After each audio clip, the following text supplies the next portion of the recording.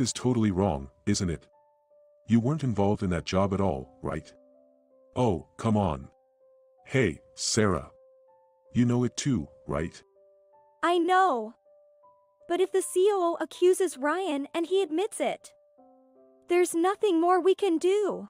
A childhood friend of mine, Sarah, clenched her fists with a grinding of teeth. She must be more frustrated than I am, feeling helpless about the situation. Ryan, please wait. I'll talk directly to him. Maybe something will change. It's okay, Dan. These past few years working with you have been really fun. Sarah, don't be too hard on yourself, okay? That was all my decision. Ryan smiled with a lowered brow and shrugged his shoulders, unable to do anything but silently watch his back as he walked away from us. This is a bitter memory from the past that I still dream about. I am Dan Blackwell.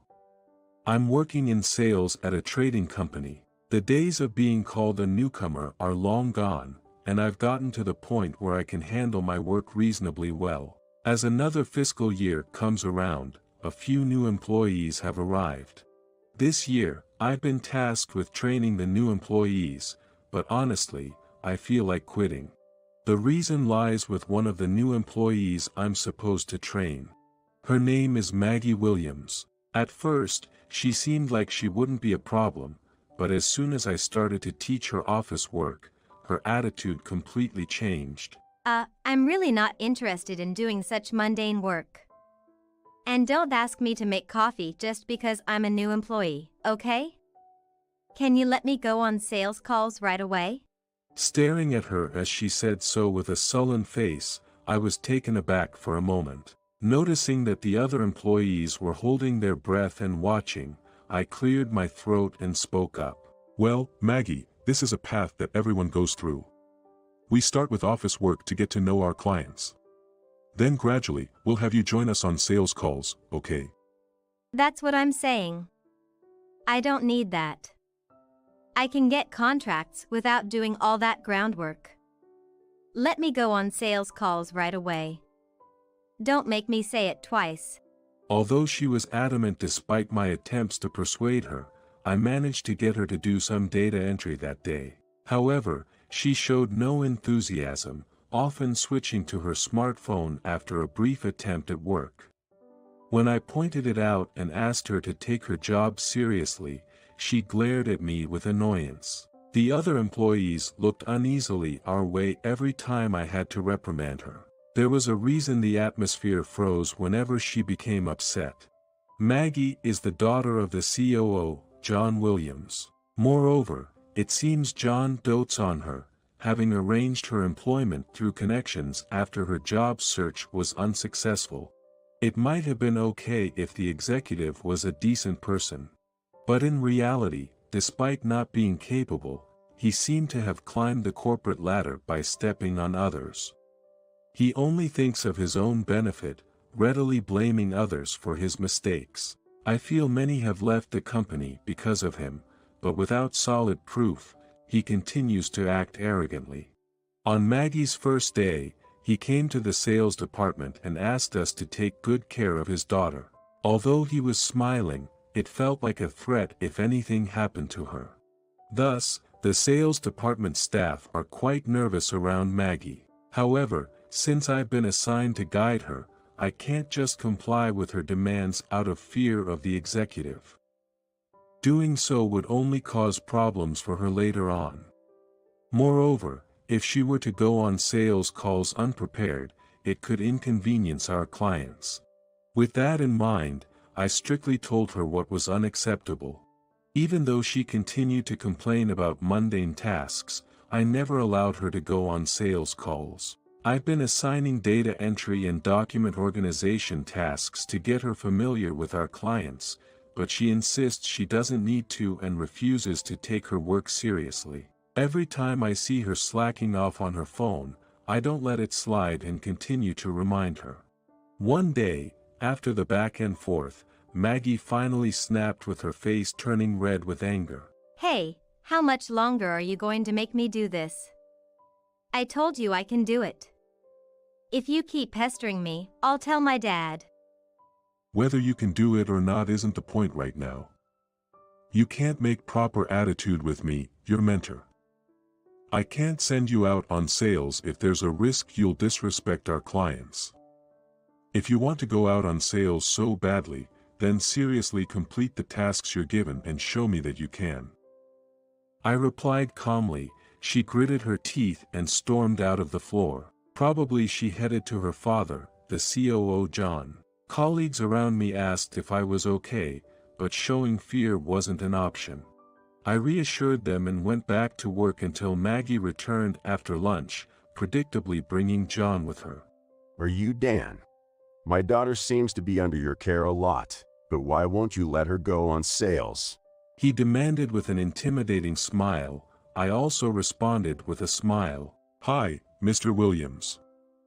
Regarding Maggie, as her mentor, it's my responsibility not to send her out half-prepared and risk causing trouble for our clients.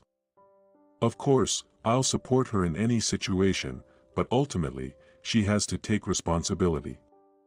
To avoid such situations, first, she needs to. Before I could finish, he suddenly grabbed my shirt front. Enough with the nonsense. Maggie says she can do it. It's only natural to let her do the job she wants to do, isn't it? Understood. So, this is an order from you, right? And if anything happens, you'll take full responsibility? I asked, no longer hiding my irritation. He gave a vague reply and released his grip. I had anticipated his reluctance to accept blame, but with many witnesses around, I hoped they would testify if needed. Satisfied that I had agreed to his demand, he snorted and left the floor. Left behind, Maggie smiled triumphantly and muttered, You got what you deserved. I sighed and straightened my tie, starting to worry about the clients I had entrusted to her. The next day, I decided to let Maggie handle some sales visits. These were all clients I had good relationships with, and I had explained the situation to them beforehand. I briefly informed her about the clients and what proposals she should make, but she seemed uninterested in listening. I had already briefed the clients on the content of her presentations, so all that was left was for her to confirm and get the signatures on the contracts. However, to avoid provoking her pride, I decided to ask her to start with product proposals, thinking that a bit of failure would be acceptable given the groundwork I had laid. After emphasizing the importance of politeness and immediate communication in case of any issues, I watched her leave, who was full of confidence. I managed to work in a relatively peaceful environment until I realized that Maggie, who had left in the morning, hadn't returned by the evening. It was clear something had happened, but there was no contact. Just as I was about to call her, she returned being visibly frustrated. Relieved but apprehensive, I listened as she approached, ranting. Listen to what happened. The contact at the last client I visited didn't understand a thing I was saying. I got a bit irritated and spoke sharply, and then they started threatening to cancel our current contracts. So, I told them we were better off without them. Then they got even angrier, and I told them it was their fault before I left. I couldn't immediately grasp what she was reporting, even as she handed me contracts from the other clients, saying, I managed to secure these. My anger didn't subside. Maggie, listen. Do you understand what you've done?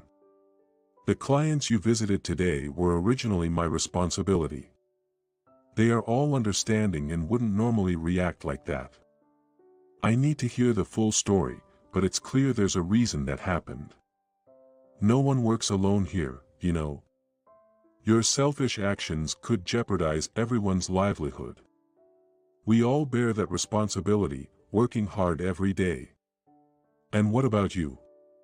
All you've done is complain, causing trouble for everyone, and now you've botched the job you insisted on doing. When I raised my voice, she froze, mouth agape. She was perhaps expecting sympathy for her, its hard time. Unfortunately, The workplace and the tasks assigned there are not so lenient. Just as I was about to address the potentially furious client, John charged over, furious. It seems he had witnessed me scolding his daughter. You've got some nerve yelling at my daughter. What? A boss is supposed to laugh off acute Mendy's mistakes and cover for them. At that moment, the emotions I had been suppressing deep inside erupted all at once. I couldn't hold back any longer. Laugh off a mentee's mistake and cover for them as a boss. Are you serious about that? If you are, then yell the same thing at yourself in the mirror. How could you say such a thing? Do you have any idea how many people have quit because you pushed your mistakes onto them? I shouted and glared at him. He was taken aback for a moment, his eyes widening. But then, he glared back and started. Quite a thing to say without any evidence, right? Don't think you can yell at me and get away with it. You're fired. Expect your termination notice in a few days, so pack your things, okay? This is what happens when you get cocky. If you're going to blame someone, blame yourself. Facing the smirking executive, a sense of powerlessness washed over me once again. Yet, as I continued to glare at him, the sound of light footsteps approached. Turning toward the sound, there stood Crane, the CEO's daughter. She approached without a smile, giving the hastily bowing executive a cold stare. John, I've been looking for you. There's something important I need to discuss. It seems to me that you're the one who's been getting carried away, doesn't it? I heard you were shouting about firing him just now, but unfortunately, you no longer have that authority. We've been investigating the unnatural high rate of voluntary resignations in the sales department. It appears you've been pushing your mistakes onto your colleagues, forcing them to resign as a way of taking responsibility. Of course, we have solid evidence. Shall we go over it together? Hearing her words, John's face turned pale. Standing next to him, Maggie looked back and forth between her father and Crane, disbelief written all over her face. Unable to come up with an excuse, John was led out of the floor by Crane. After watching him leave, I exhaled deeply and started preparing to visit our clients. Come with me. I told Maggie, who was about to cry, nodded and followed. I heard sniffles from behind but didn't look back as we moved forward. Eventually, the COO John William was fired. Crane had presented irrefutable evidence, and even he tried to find a way out, but had to admit his wrongdoing. With he gone, Maggie began working earnestly as if she had transformed into a different person. Without the COO's protection, other employees gradually started talking to her. And now, I'm guiding her with their help. She seems to be having a tough time, but there's a lively look on her face. She's become obedient to the instructions of not just me but other employees as well, asking questions and taking notes. Just seeing her growth almost brought me to tears, but I decided to save those tears for the day she can stand on her own. Some time later, I found myself walking into a bar. Looking around, I spotted my childhood friend named Ryan waving at me. Good to see you. He greeted with a smile. I had told him I really needed to talk, so he came. Waiting with a beer, Crane soon arrived saying, Hey, guys. How is it going? We raised our glasses, the three of us laughing and toasting together. The truth is the CEO's daughter Sarah Crane is also a childhood friend of Ryan and me. However, we decided to keep our friendship a secret to avoid any speculative looks from others. That day when Sarah approached, I almost called out her first name and had to swallow it in panic. Once the snacks were on the table, Ryan asked, What's up today? I looked at Sarah and said, It's all done. His eyes widened for a moment before he smiled softly. Oh, that's nice. In fact, Ryan had also worked at that company owned by Sarah's father until a few years ago. It was unexpected to reunite in that way after going our separate paths following high school, but I still remember how we all laughed out loud when we saw each other again.